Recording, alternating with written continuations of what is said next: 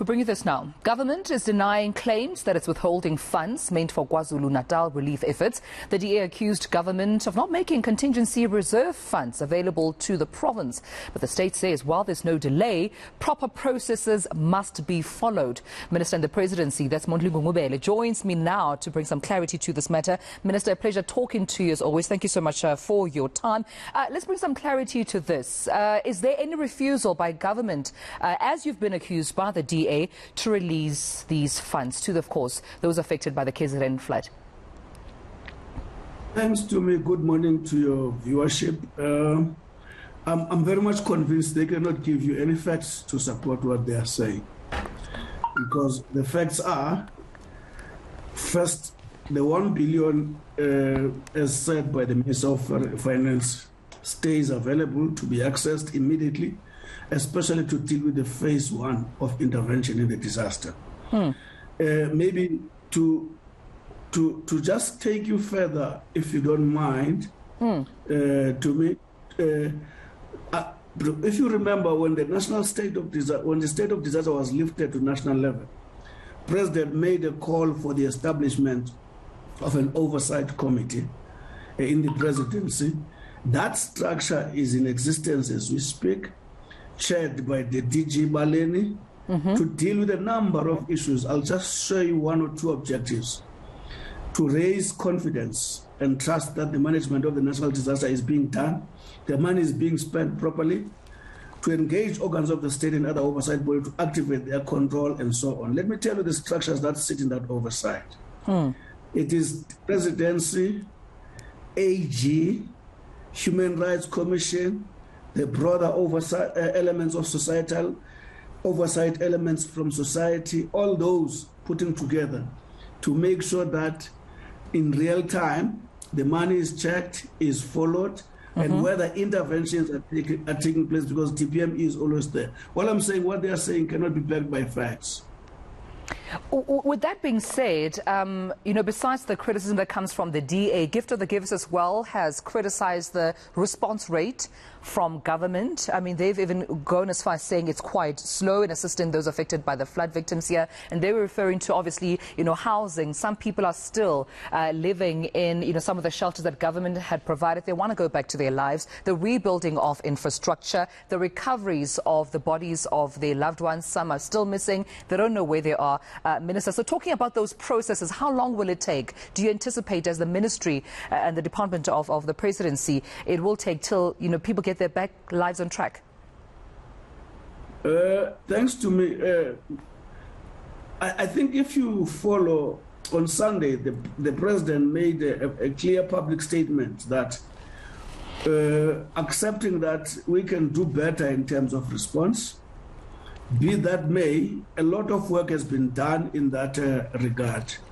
We have tried our best, and KZN, in liaison with National, in various disciplines, a lot of improvement has been done. As I'm talking to you now today, they will be having established what the technical people have established what they call National Joint Floods Coordinating Committee.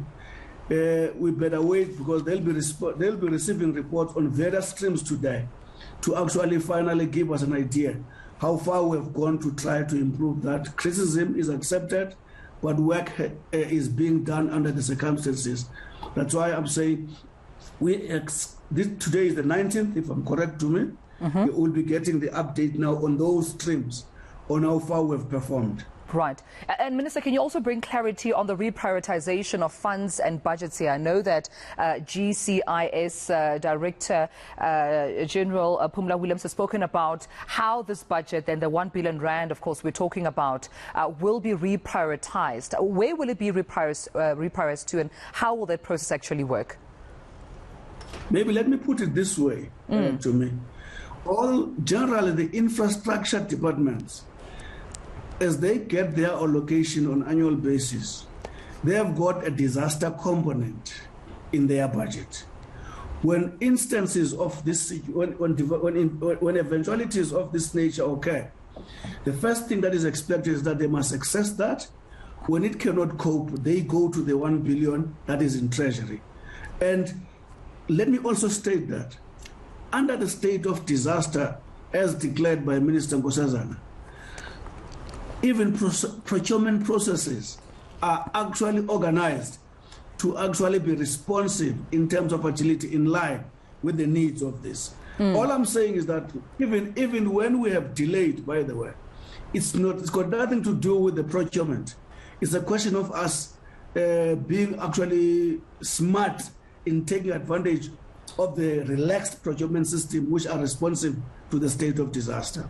All right, Minister, I'll have to move to other issues now because we do have you this morning. It's important to get a comment on you. There's another recent, issue that has caused a lot of outrage on social media. I'm sure you caught wind of it. This around the monumental flag that Minister of Arts and Culture, Nathi Mthethwa, has alluded to previously to my colleague JJ Tabani, that they would be erecting a 22 million rand flag. We saw, of course, this morning a statement being released by the Arts and Culture Ministry saying they will put that decision back to the department on review. What's your standpoint? Where do you stand, of course, with this, conversation around a 22 million rand flag that's planned to be erected in the country?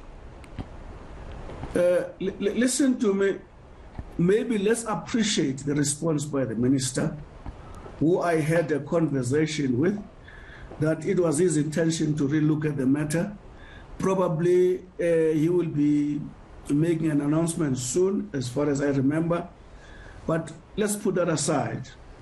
I guess the challenge is what the people are saying. I've been following media on this matter. It's not the value of the flag, but is the context and circumstances under which it is happening, in as far as money is concerned. The point I'm trying to make here to me is that that flag is very, very highly invaluable. It's a major thing, especially against the recent initiatives by Solidarity and their partners, trying to redefine South Africa trying to retain the old South Africa post 1994, something which is very, very dangerous with regard to the coercion imperatives, creating a society where there's harmony for prosperity and so on, a new South Africa. So that flag is very critical in as far as that is concerned, because if you can follow it and check its objectives, it is meant well. But in as far as money is concerned, that's the matter the minister is willing to look at, especially against the current circumstances. And I think the minister seems to have listened to call to the calls by our people, but I don't want to speak on behalf of the minister. Yeah, and I think the minister is attending to that, and we are very comfortable. Right. The minister has decided to actually attend to that. Absolutely. And Minister, I want you to understand that in as much as you're seeking understanding and appreciation as, the media, the public, in affording Minister Nathi Mthethwa an opportunity to clarify as the head of that department, I'm sure you can understand and appreciate, the public through the media seeking to know just where you stand as cabinet and the ministry within the presidency, whether or not you did sanction this project, especially because it seems the rage comes from the fact that as government that there is a lot going on. I can mention that, but Minister, you are in government, and as far as the floods are concerned, unemployment, the economy, and here we are as a country, as citizens, seeing a flag of that price tag planned to be erected. So if you may allow me just one last question to ask you on this, if you did sanction as cabinet the erection of this flag. Well, the cabinet did sanction the flag, but the question now that is being discussed is not whether the flag is correct or not. What is being debated is whether the value, the resources allocated are correct in as far as the current circumstances are concerned in the country. I want to repeat, the cabinet did sanction the value of the meaning of the flag and its purpose. Yes. Well, I appreciate you, of course, speaking to us about this, Minister. And indeed, we'll, of course, do our best to get Minister Nathi Mthethwa to talk to us, of course, regarding this flag. This Minister in the Presidency, Mr. Withholding, thank you so much for your time this morning.